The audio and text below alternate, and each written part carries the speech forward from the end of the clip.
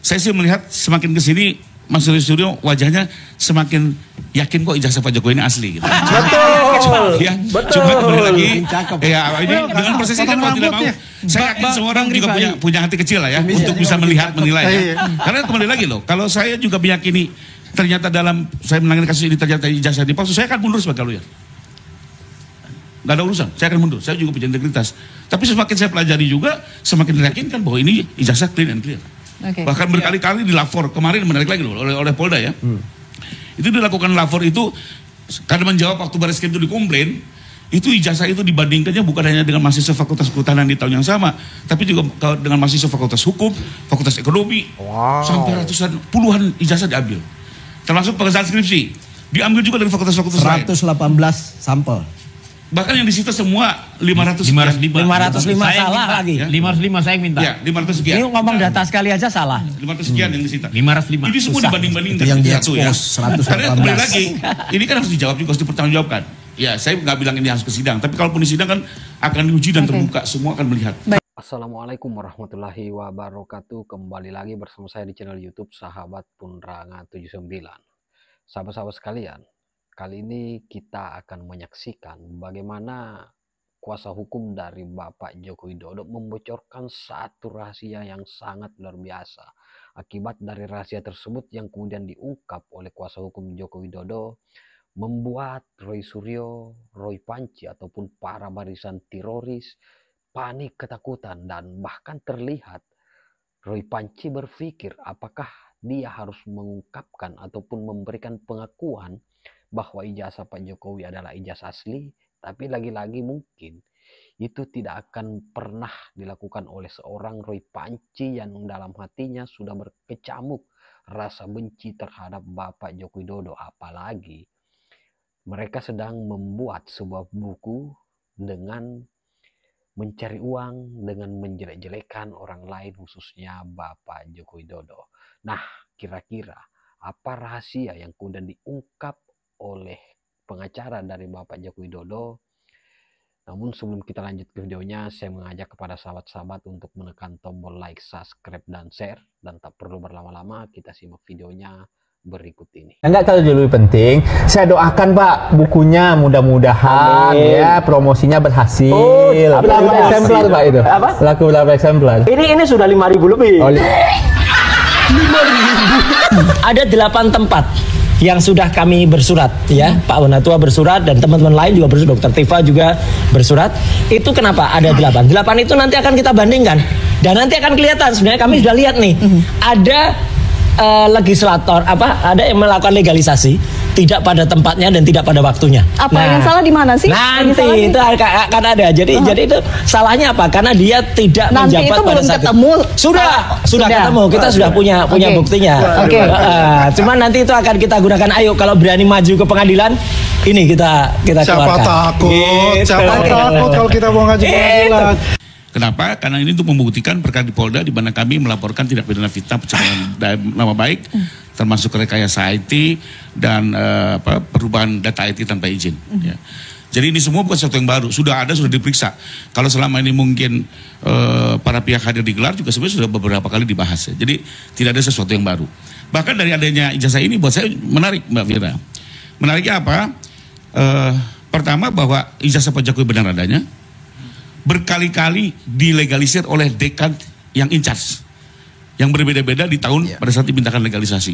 Sementara kita tahu setiap ijazah itu kalau legalisasi tentu aslinya harus ditunjukkan dibandingkan dengan kopinya baru dicap gitu ya. Ini berkali-kali 2005, 2010, 2012, 2019, 2024 oleh dekan yang berbeda-beda di masanya. Artinya apa? Sudah seadanya, sudah disahkan semua fotokopi ini oleh penerbit. Terus apalagi yang belum dipersoalkan. Ini semua yang justru jadi bahan kajian di Baris Krim dan akhirnya dihentikan. Kemudian juga menjadi bahan kajian di Polda. Prosesnya semua bisa dipertanggungjawabkan. Jadi tidak ada seperti tadi tuduhan ada skenario kemudian. Ya boleh saja orang berprasangka berpendapat, tapi kan nanti semua proses hukum yang akan menjawab. Ya. Lalu yang kedua ini yang terang benderang sekali. Tawa kau. Dulu kan seolah-olah dituduh nggak ada tuh ijazahnya Pak Jokowi. Nah kalau nggak ada mana mungkin bisa dilegalisir? Kan dicocokkan dengan aslinya. Kedua, dulu Mas Rizky juga bilang bahwa informasi Mas Taufik nggak ada tuh di KPU fotokopinya. Ternyata sekarang dinyatakan ada. Ada. Artinya kan selama ini informasi simpang siur dan ini yang membuat masyarakat semakin membingungkan ya. Tapi buat saya dari ini semua, saya sih melihat semakin kesini Mas Suryo wajahnya semakin yakin kok ijazah Pak Jokowi ini asli gitu. Betul. Ya, Betul. cuma kembali lagi ya ini dengan proses ini kan mau tidak mau saya yakin semua orang juga punya hati kecil lah ya untuk bisa melihat menilai ya. Karena kembali lagi loh, kalau saya juga meyakini ternyata dalam saya menangani kasus ini ternyata ijazah dipalsu, saya akan mundur sebagai lawyer. Gak ada urusan, saya akan mundur. Saya juga punya integritas. Tapi semakin saya pelajari juga, semakin meyakinkan bahwa ini ijazah clean and clear. Bahkan berkali-kali dilapor, kemarin menarik lagi loh oleh Polda ya. Itu dilakukan lapor itu karena menjawab waktu Baris Krim itu dikomplain, itu ijazah itu dibandingkannya bukan hanya dengan mahasiswa Fakultas Kehutanan di tahun yang sama, tapi juga dengan mahasiswa Fakultas Hukum, Fakultas Ekonomi, sampai ratusan, puluhan ijazah diambil. Termasuk pengesahan skripsi, diambil juga dari fakultas-fakultas lain. 118 sampel. Bahkan yang disita semua 505 salah lagi. Ya. 505 saya yang minta. Ya, 500 sekian. Ini ngomong data sekali aja salah. 500 sekian yang disita. 505. Ini semua dibanding-banding Yang dari satu ya. 118. Karena kembali lagi, ini kan harus dijawab juga, harus dipertanggungjawabkan. Ya, saya nggak bilang ini harus ke sidang, tapi kalaupun di sidang kan akan diuji dan terbuka, semua akan melihat. Baik, Sidang. Bang Yang kedua, ada lagi satu lagi, Mbak Elvira, ini saksi menarik pun ya. juga, saksi pun udah diperiksa di atas 100, terakhir 105. Dan yang menarik di kasus ini Mbak, di Polda itu sudah diperiksa ahli belasan orang. Tidak hanya ahli dari forensik dari berbagai universitas dan institusi yang resmi, termasuk juga dari Fakultas Kedokteran dan segala macam itu. Nanti ini semua bisa akan dilihat dalam persidangan atau setidaknya nanti bisa diakses oleh Mas Roy dan teman-teman untuk juga melihat apa yang sudah ada di penyidikan. Tentu kuasa hukum yang paling mengetahui update paling baru terkait dengan penyidikan yang kemudian dilakukan oleh polisi. Dan kemarin relawan mendesak polisi untuk mentersangkakan teroris Tiva, Roy Suryo dan juga Rizmon Sianipar. Informasi itu juga yang kemudian didapat oleh kuasa hukum dari polisi? Kalau kami sih kembali lagi, biarlah gelar yang akan memutuskan, ya sesuai alat bukti yang ada. Ya, karena kalau kembali lagi loh, dalam menetapkan tersangka itu kalau yang objektif, yang profesional, dia tidak boleh melihat orang, tapi dia melihat alat bukti, kelengkapan alat bukti, termasuk mens reanya, ya etikat jahatnya, niat jahatnya terlihat mampu dibuktikan, ya. Lalu alat buktinya lengkap, ya. Setelah itu dan alur pembuktiannya saling menguatkan. Nah, termasuk terakhir adalah apakah memang orang-orang yang akan ditetapkan ini bisa dimintai pertanggungjawaban secara hukum. Ya. Kalau ini lengkap, maka siapapun dia bisa diajukan sebagai tersangka. Tanpa perlu mendahului siapa orang. Informasi terakhir mudah-mudahan di Oktober ini sudah lebih terlihat lah. Tinggal kita lihat nanti mungkin apa hasil gelarnya dan sama-sama kita kawal. Tanggalnya sudah ada mungkin, Bung Rifai? Kemungkinan di bulan Oktober, soal tanggal kita kembalikan ke teman-teman penyidik. Karena rencananya gelar ini pun juga akan diikuti oleh berbagai pihak. Termasuk Pak Jokowi? Tidak, gelar ini seperti mungkin nanti ada Komnasan, Ombudsman, Kompolnas, semua akan dilibatkan. Itu Asum, Propam, jadi betul-betul ini gelar bisa dipertanggungjawabkan. Secara hukum, secara profesi. Kegiatan kampanye yang hanya joget-joget berkurang volumenya. Karena ketika joget-joget yang datang memang kita mau hari. Saya datang ke banyak tempat tanpa kamera, tanpa ditemani siapa-siapa. Seringkali saya hanya datang sendirian dan udah masuk satu tempat, masuk ke sebuah warung, tahu-tahu yang punya warung ngeliatin aja. Ini seperti Dulu janjinya apa ya? Untuk DP rumah DP 0 rupiah sendiri itu kan ini Pak, mendapatkan kritik karena menurut masyarakat itu biayanya tidak sesuai dengan apa yang dijanjikan Bapak ketika kampanye. Itu gimana Pak? Dulu janjinya apa ya? Bahwa alat transportasi yang dimiliki semua orang adalah sepeda motor. Dan saya jawab bukan sepeda motor, bukan sepeda. Alat transportasi yang dimiliki oleh hampir semua orang adalah kaki. Apa transportasi publik masyarakat Jakarta yang paling banyak dipakai? Kalau transportasi mungkin paling banyak motor ya. Motor ya, bukan kaki ya. Kasus di Pati, Bang. Khususnya ya, itu kasus di Pati karena di Pati Revolusi itu ya. Yang bupatinya minta mundur itu loh. Iya, yang ini adalah revolusi di Pati ya. Iya, karena sudah permintaan sudah dilakukan kok masih tetap aja permintaan mundur. Bupatinya dari Gerindra. Dan kebetulan PDIP sangat kuat di sana, mayoritas DPRD-nya kan. Nah itu mungkin saya nggak tahu dari mana laporan itu berasal, dari internal Gerindra tentu saja, dan menyebutkan bahwa ya ini ada indikasi mereka bermain gitu. Kalau nggak mungkin lah demo. PDIP bermain. Ikut bermain meramaikan menurut sumber Tempo ya. Saya nggak tahu siapa yang ngomong. Dari pihak PDIP membantah itu, ya misalnya Gun Romli dan siapa lagi tuh beberapa tuh kader PDIP mengatakan, lah reshuffle itu biasa katanya. Kalau kami ikut-ikutan rusuh, untungnya apa? Nah itu yang pertama kata PDIP membantah itu. Meskipun memang beberapa orang memang mensinyalir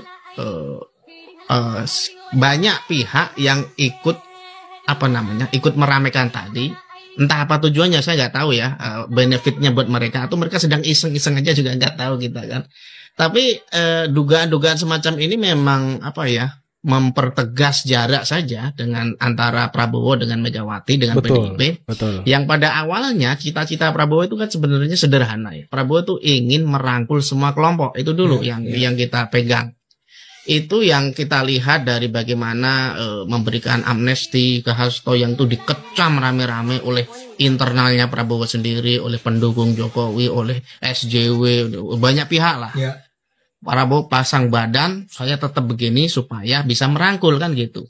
Tapi endingnya ketika terjadi demo besar-besaran, meskipun saya nggak tahu siapa yang dalang sesungguhnya, disinyalir PDIP ikut bermain, itu melukai setidaknya gitu ya menurut pemahaman saya, melukai kepercayaan Prabowo terhadap PDIP.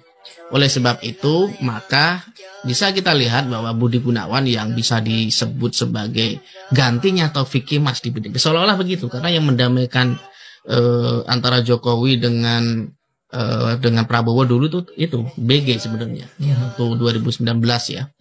Nah itu salah satu unsurnya waktu mempertemukan mereka di PDIP itu juga BG.